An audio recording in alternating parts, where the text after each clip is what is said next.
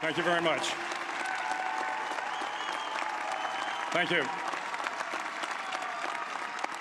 Well, thank you, President Powers, Provost Fenves, deans, members of the faculty, family and friends, and most importantly, the class of 2014. It is indeed an honor for me to be here tonight. It's been almost 37 years to the day that I graduated from UT. I remember a lot of things about that day. I remember I had a throbbing headache from a party the night before.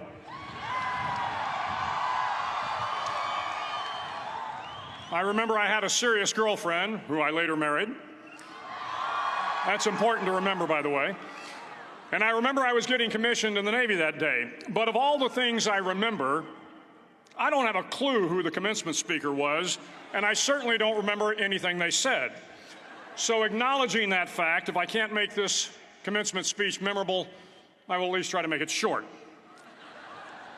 So the university's slogan is, "What starts here changes the world." Well, I've got to admit, I kind of like it. What starts here changes the world. Tonight, there are almost 8,000 students, or there are more than 8,000 students, graduated from UT.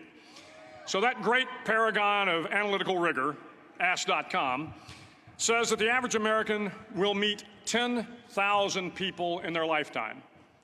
10,000 people, that's a lot of folks. But if every one of you changed the lives of just 10 people, and each one of those people changed the lives of another 10 people, and another 10, then in 5 generations, 125 years, the class of 2014 will have changed the lives of 800 million people. 800 million people. Think about it. Over twice the population of the United States. Go one more generation, and you can change the entire population of the world, 8 billion people. If you think it's hard to change the lives of 10 people, change their lives forever, you're wrong. I saw it happen every day in Iraq and Afghanistan. A young Army officer makes a decision to go left instead of right down a road in Baghdad, and the 10 soldiers with him are saved from a close-in ambush. In Kandahar province, Afghanistan, a non-commissioned officer from the female engagement team senses that something isn't right and directs the infantry platoon away from a 500-pound IED, saving the lives of a dozen soldiers. But if you think about it, not only were those soldiers saved by the decisions of one person, but their children were saved, and their children's children. Generations were saved by one decision, one person. But changing the world can happen anywhere, and anyone can do it. So what starts here can indeed change the world. But the question is, what will the world look like after you change it? Well, I'm confident that it will look much, much better. But if you'll humor this old sailor for just a moment, I have a few suggestions that may help you on your way to a better world. And while these lessons were learned during my time in the military, I can assure you that it matters not whether you ever served a day in uniform. It matters not your gender, your ethnic or religious background, your orientation, or your social status. Our struggles in this world are similar, and the lessons to overcome those struggles and to move forward, changing ourselves and changing the world around us, will apply equally to all. I've been a Navy SEAL for 36 years, but it all began when I left UT for basic SEAL training in Coronado, California. Basic SEAL training is 6 months of long, torturous runs in the soft sand, midnight swims in the cold water off San Diego, obstacle courses, unending calisthenics, days without sleep, and always being cold, wet, and miserable. It is 6 months of being constantly harassed by professionally trained warriors who seek to find the weak of mind and body and eliminate them from ever becoming a Navy SEAL. But the training also seeks to find those students who can lead in an environment of constant stress, chaos, failure, and hardships. To me, basic SEAL training was a lifetime of challenges crammed into 6 months. So here are the 10 lessons I learned from basic SEAL training that hopefully will be of value to you as you move forward in life. Every morning in SEAL training, my instructors, who at the time were all Vietnam veterans, would show up in my barracks room, and the first thing they'd do was inspect my bed. If you did it right, the corners would be square, the covers would be pulled tight, the pillow centered just under the headboard, and the extra blanket folded neatly at the foot of the rack. It was a simple task, mundane at best, but every morning we were required to make our bed to perfection. It seemed a little ridiculous at the time, particularly in light of the fact that we were aspiring to be real warriors, tough, battle-hardened SEALs. But the wisdom of this simple act has been proven to me many times over. If you make your bed every morning, you will have accomplished the first task of the day. It will give you a small sense of pride, and it will encourage you to do another task, and another, and another. And by the end of the day, that one task completed will have turned into many tasks completed. Making your bed will also reinforce the fact that the little things in life matter. If you can't do the little things right, you'll never be able to do the big things right. And if by chance you have a miserable day, you will come home to a bed that is made, that you made. And a made bed gives you encouragement that tomorrow will be better. So if you want to change the world, start off by making your bed. During SEAL training, the students are all broken down into boat crews. Each crew is 7 students, 3 on each side of a small rubber boat, and 1 coxswain to help guide the dinghy. Every day, your boat crew forms up on the beach and is instructed to get through the surf zone and paddle several miles down the coast. In the winter, the surf off San Diego can get to be 8 to 10 feet high, and it is exceedingly difficult to paddle through the plunging surf unless everyone digs in. Every paddle must be synchronized to the stroke count of the coxswain. Everyone must exert equal effort, or the boat will turn against the wave and be unceremoniously dumped back on the beach. For the boat to make it to its destination, everyone must paddle. You can't change the world alone. You will need some help. And to truly get from your starting point to your destination takes friends, colleagues, the goodwill of strangers, and a strong coxswain to guide you. If you want to change the world, find someone to help you paddle. Over a few weeks of difficult training, my SEAL class, which started with 150 men, was down to just 42. There were now 6 boat crews of 7 men each. I was in the boat with the tall guys, but the best boat crew we had was made up of the little guys, the Munchkin crew, we called them. No one was over 5'5". The Munchkin boat crew had 1 American Indian, 1 African American, 1 Polish American, 1 Greek American, 1 Italian American, and 2 tough kids from the Midwest. They out-paddled, outran, and outswam all the other boat crews. The big men in the other boat crews would always make good-natured fun of the tiny little flippers the Munchkins put on their tiny little feet prior to every swim. But somehow these little guys from every corner of the nation and the world always had the last laugh, swimming faster than everyone and reaching the shore long before the rest of us. SEAL training was a great equalizer. Nothing mattered but your will to succeed, not your color, not your ethnic background, not your education, not your social status. If you want to change the world, measure a person by the size of their heart, not by the size of their flippers. Several times a week, the instructors would line up the class and do a uniform inspection. It was exceptionally thorough. Your hat had to be perfectly starched, your uniform immaculately pressed, your belt buckle shiny and void of any smudges. But it seemed that no matter how much effort you put into starching your hat or pressing your uniform or polishing your belt buckle, it just wasn't good enough. The instructors would find something wrong. For failing the uniform inspection, the student had to run, fully clothed, into the surf zone, then wet from head to toe, roll around on the beach until every part of your body was covered with sand. The effect was known as a sugar cookie. You stayed in the uniform the rest of the day, cold, wet, and sandy. There were many a student who just couldn't accept the fact that all their efforts were in vain, that no matter how hard they tried to get the uniform right, it went unappreciated. Those students didn't make it through training. Those students didn't understand the purpose of the drill. You were never going to succeed. You were never going to have a perfect uniform. The instructors weren't going to allow it. Sometimes, no matter how well you prepare or how well you perform, you still end up as a sugar cookie. It's just the way life is sometimes. If you want to change the world, get over being a sugar cookie and keep moving forward. Every day during training, you were challenged with multiple physical events: long runs, long swims, obstacle courses, hours of calisthenics, something designed to test your mettle. Every event had standards, times you had to meet. If you failed to meet those times, those standards, your name was posted on a list, and at the end of the day, those on the list were invited to a circus. A circus was 2 hours of additional calisthenics, designed to wear you down, to break your spirit, to force you to quit. No one wanted a circus. A circus meant that for that day, you didn't measure up.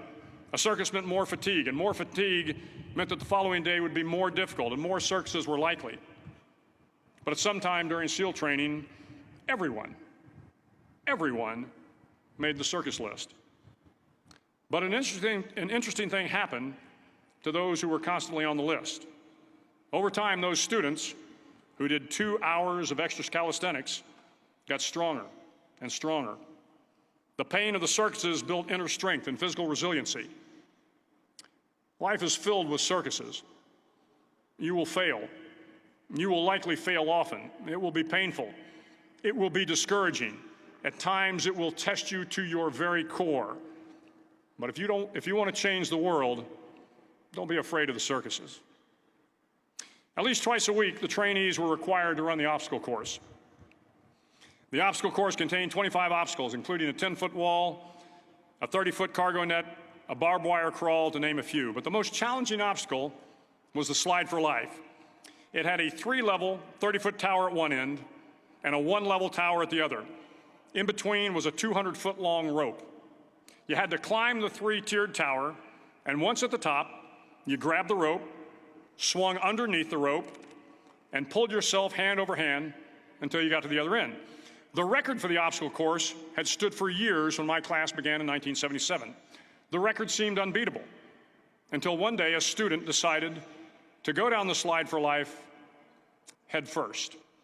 Instead of swinging his body underneath the rope and inching his way down, he bravely mounted the top of the rope and thrust himself forward. It was a dangerous move, seemingly foolish and fraught with risk. Failure could mean injury and being dropped from the course. Without hesitation, the student slid down the rope perilously fast. Instead of several minutes, it only took him half that time. And by the end of the course, he had broken the record. If you want to change the world, sometimes you have to slide down the obstacles head first. During the land warfare phase of training, the students are flown out to San Clemente Island, which lies off the coast of San Diego. The waters off San Clemente are a breeding ground for the great white sharks. To pass SEAL training, there are a series of long swims that must be completed. One is the night swim. Before the swim, the instructors joyfully brief the students on all the species of sharks that inhabit the waters off San Clemente. They assure you, however, that no student has ever been eaten by a shark, at least not that they can remember. But you are also taught that if a shark begins to circle your position, stand your ground. Do not swim away. Do not act afraid. And if the shark, hungry for a midnight snack, darts towards you, then summons up all your strength and punch him in the snout, and he will turn and swim away. There are a lot of sharks in the world. If you hope to complete the swim, you will have to deal with them. So if you want to change the world, don't back down from the sharks. As Navy SEALs, one of our jobs is to conduct underwater attacks against enemy shipping.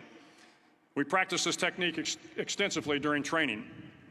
The ship attack mission is where a pair of SEAL divers is dropped off outside an enemy harbor and then swims well over 2 miles underwater, using nothing but a depth gauge and a compass to get to the target. During the entire swim, even well below the surface, there is some light that comes through. It is comforting to know that there is open water above you. But as you approach the ship, which is tied to a pier, the light begins to fade. The steel structure of the ship blocks the moonlight. It blocks the surrounding street lamps. It blocks all ambient light. To be successful in your mission, you have to swim under the ship and find the keel, the center line, and the deepest part of the ship. This is your objective. But the keel is also the darkest part of the ship, where you cannot see your hand in front of your face, where the noise from the ship's machinery is deafening, and where it gets to be easily disoriented, and you can fail. Every SEAL knows that under the keel, at that darkest moment of the mission, is a time when you need to be calm, when you must be calm, when you must be composed, when all your tactical skills, your physical power, and your inner strength must be brought to bear. If you want to change the world, you must be your very best in the darkest moments. The 9th week of training is referred to as Hell Week. It is 6 days of no sleep, constant physical and mental harassment, and one special day at the Mud Flats. The Mud Flats are an area between San Diego and Tijuana where the water runs off and creates the Tijuana Sloughs, a swampy patch of terrain where the mud will engulf you.